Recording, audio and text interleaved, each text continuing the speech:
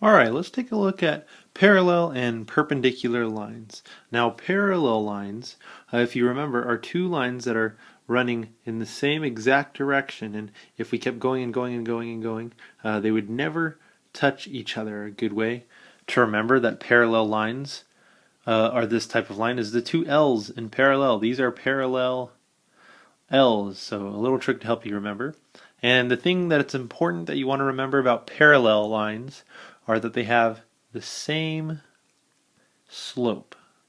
So parallel lines always have the same slope. Okay, let's look at perpendicular lines. Perpendicular, remember that perpendicular lines form a 90-degree angle.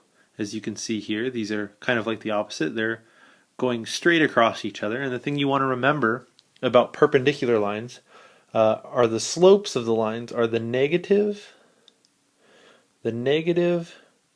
reciprocal. The negative reciprocal. So it's like the opposite. Okay, let's practice finding some slopes that are parallel and perpendicular to given lines. So keep in mind, parallel means the same slope, perpendicular means the negative reciprocal. And just to refresh, remember the equation of a line, y equals mx plus b, where m is your slope. So this is kind of your point of interest here when looking at these other lines here. Let me get rid of this real quick. Okay, so let's look at our first one. We have y equals 1/2 x plus 2. So our point of interest, 1/2. Our parallel slope will be the same. Our perpendicular will be the negative, and the reciprocal. So we're going to flip it. So this is going to be negative 2 over 1. Okay, let's look at our next one. Y equals negative 4x minus 1. Our point of interest, negative 4. So parallel has the same slope. So I just put negative 4. And then perpendicular has the negative reciprocal. So because this is already negative, it's going to flip to be a positive. And then this is going to be positive 1 over 4. Because remember, this negative 4, we can put a 1 on the bottom without affecting it. So if we flip it, we'll get positive 1 over 4. Okay, let me look at this one. Y equals 4. Now there's no m here in this one. But let's think of what we know about y equals 4. At y equals 4, well, that would be a line, a horizontal line. Let's go ahead and graph this real quick. Y equals 1, 2, 3, 4. It would be a line across here. That would be a slope of 0. So for our parallel line, we know that we're going to have the same slope as that, and that would be a slope of 0. Now, what's perpendicular to a horizontal line would be a vertical line. Remember, that slope is going to be undefined. Okay, now we have x equals negative 2. That's a vertical line. If we graph that, x equals negative 2, a vertical line. So we know the slope, the parallel line, is going to be undefined because vertical lines have undefined slopes. And then the perpendicular would be a horizontal line, which is going to be 0. If you got confused here, look back on how to graph these horizontal and vertical lines. Otherwise, the point of focus will be the m in your y equals mx plus b. Remember, parallel is the same, perpendicular is the negative reciprocal. Alright, here's what a problem might look like that you may encounter. So write the slope-intercept form equation of a line. So slope-intercept form, so I know my slope-intercept form is y equals mx plus b. So this is what my answer should look like, y equals mx plus b. Write the slope-intercept form equation of a line that is parallel to the given line. Okay, I see parallel, so I know same slope. So I want to remember parallel, same slope. Parallel to the given line and passes through the given point. Okay, here we have a given point, 1, 3. This is the point our line has to pass through. And now here we have the line that we're parallel to, y equals 4x plus 2. Well, I know this is my m here, 4, and I'm parallel. So I know that the slope of my line is going to be the same slope because we're parallel.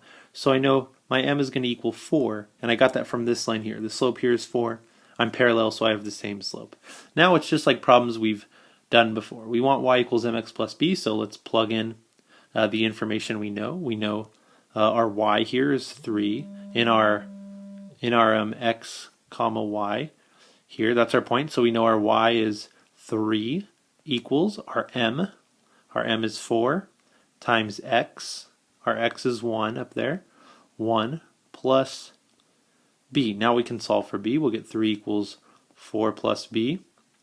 And if we subtract 4 over to the other side, we'll get b equals -1. So now we have our b, we have our slope. Let's go ahead and write our answer. We're going to get y equals, we need our slope, which is 4x plus, and we have our b, which is -1, so plus -1, and we're done. Let's try one more. Let's say we had a similar problem, write the slope-intercept form equation. So we're still thinking y equals mx plus b when we see slope-intercept. That is perpendicular to the given line. Now we see perpendicular. Here we have a difference. Perpendicular. Remember, the perpendicular slope is the negative reciprocal. So perpendicular to the given line and passes through the given point. We have our given point here, -1, 3. And here's our given line, y equals 2/3 x plus 7. Okay, remember my point of interest is the slope here. I know we are perpendicular, so my slope of my line that I want to write the equation of is m equals negative, remember the negative reciprocal, 3/2. So I just took the negative of this number and I flipped the top and bottom. I took the negative reciprocal. Okay, now I've got myself a point and a slope, and we can solve like normal. So if I put in y equals mx plus b, I'm going to get 3 equals my m, -3/2, times x, which is -1, plus b. And I'm getting this is my x, y, remember, this is my x, comma, y, and then here's my m right here. So I just plug that into y equals mx plus b. Now I'm going to solve. So I'll get 3 equals -3/2 times -1 is +3/2 plus b. I can subtract 3/2 from both sides. That's going to equal b. I need to get my I'm going to need to get my common denominators here. Let me give myself some extra space here. I'm just going to throw all this stuff towards the top. This will give me 6/2 minus 3/2 equals b. So I'm going to get b equals 3/2. Now that I know what my b is, I can go ahead and write my equation of the line. Y equals m. Remember, my m is up here. My m is -3/2. So -3/2 x plus, and I have my b, which is 3/2. Remember, I solved for b down here and got 3/2. And now I got my answer.